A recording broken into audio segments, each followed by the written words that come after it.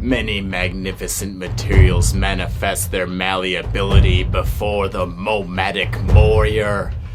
But what is best in life can truly never be known. I will say one thing though, I do like Milliput. Greetings, momatic warriors. Boy, I love an alliteration and also pigeonholing that until words don't sound like language anymore. That's good fun for me, but I also enjoy sculpting. So in today's topic, I'd like to be discussing many magnificent uses for Milliput. Enter Borgit Wolfkilla. When I first saw this tiny grot, it spoke to me. It has a certain shape and motion to it that I find aesthetic. First, the round shield and negative space on his right side form 3 circles of varying sizes. I can bring these shapes into play on the base in a similarly satisfying way. Second, there's a nice wave to the model's stance as the eye travels along the swooped blade and kicks back up off the hide on his back. I enjoy this curving line that starts high and takes a rolling ride off the lower end. It carries good momentum. This can also be emphasized with symmetrical line work on the base. The base. Of course, a model inspires the foundation. Also, accidentally ordering a tiny plinth will get the gears turning. Anyways, it's important to visualize what you are creating. Most days, it's all up here. But having the power of taking pictures, I can show you the inside of my head.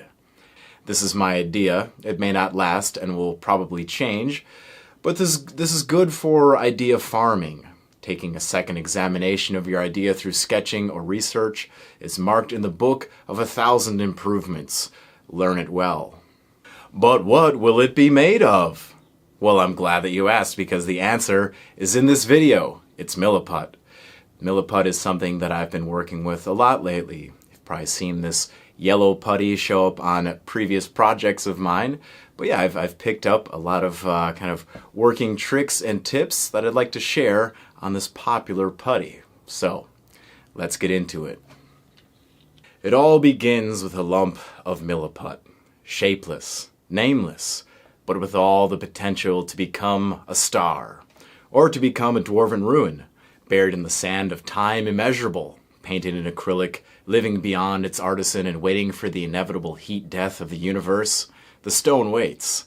Gentle pinches in a small amount of water to form the general shape is my first step. You can see me working along and just forming the basic shape of that sketched helmet.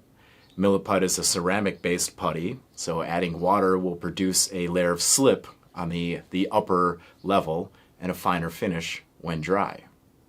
I'll give that grot a press into the dome with the putty still workable.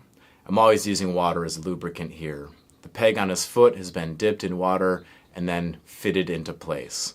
This gives me a nice snug fitting. The plastic foot is pressed into the putty, creating a perfect outline of the dandy slipper. Now, one of the more important things I've learned as I've been working with Milliput and other putties in general is to pay attention to the dry time versus workability for your intended material. As we know, it gets more and more firm while time passes. There are areas of the sculpt where it's advantageous to have a semi-firm putty. Here, I let the putty firm for 15 minutes. I'm still probably rushing it, but then flattening a thin strip out with a wet tool. As it's more dry, when I cut into it, it doesn't flatten too badly. There's a certain amount of downward force you're applying with your sharpened blade, and the fresher the putty is, the softer it is, you might produce a sort of squozen effect. I'll also add a ridge around the base of the helmet. This will be flattened out into a fluted shape all around. Very nice. And I'm also planning ahead for some facial features. I'll gouge an indent for the eyes. So here's one fun thing of many that I've learned from working with Milliput specifically. You can bake it in the oven. Proceed with caution, of course. I baked it at 300 degrees for 10 minutes. That's Fahrenheit as well. Sculpting is a test of skill and patience. This way I can sculpt more than one step per day. Oh, it's hot. It's getting warm out. Have you checked the links below? Supposed to do a call to action at some point. Beef it up a bit. Do you think I'm funny? Do you like me? For the eyes, I spent a little time finding just the right amount of putty. Rolling up a sphere and then pressing it flat into place. I want the eyes to be flat so they have a more stone-hewn kind of look. I want that sharp, angular, dwarven edging. Once I had the right-sized discs in place, I flattened the edges out. They will be covered by a later step. Creating the eyelids. The further into the process that I go, the more I see the necessity to let the putty dry for a span, becoming semi-firm. It just behaves much better. I'm finding myself approaching every layer in this way. Being able to apply some soft pressure without quickly indenting the surface is very important. I'd also like to add that using a razor to sharpen and various sandpapers is part of the game. Don't be afraid to cut an angle to make it right, or plan to sand an object. Part of the realm of sculpting involves chisels and hammers. I used to be hung up on that, thinking I should be able to make a perfect item with only putty and a $2 dental pick.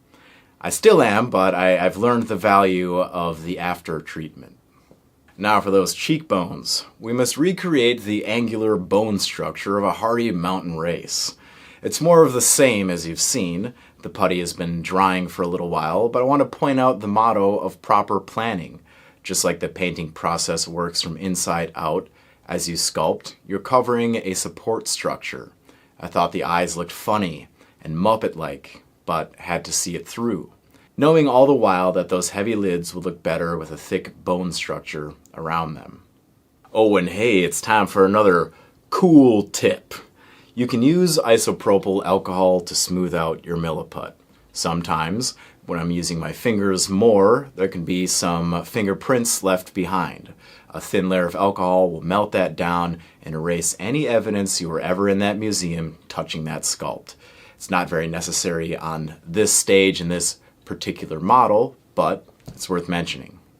The ridge of the bridge, a fine triangular protective device, was added to the helm, but the treatment of the putty is the same as previous steps.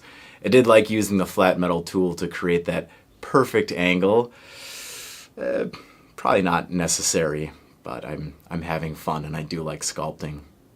But here is a necessary shot. Behold, the balance of still life below the active scene, recreating the circular shapes from above, so below. The perfect asymmetrical balance of negative and positive space. And once I'm happy with the overall look of the piece, it looks stony enough, I'd like to go back and add a little bit of micro texture, a little bit of damage, some missing grains of granite or shoals of shale, maybe even a dink on the dolomite, some carefully chosen micro details to seal it all together. Lovely. This off-balance little goblin swordsman makes me happy. From the moment I saw this kind of rounded curving model, I imagined it standing on top of a circle. That circle became this dwarven ruin. I think that's a natural thematic fit for the opposition of the goblins.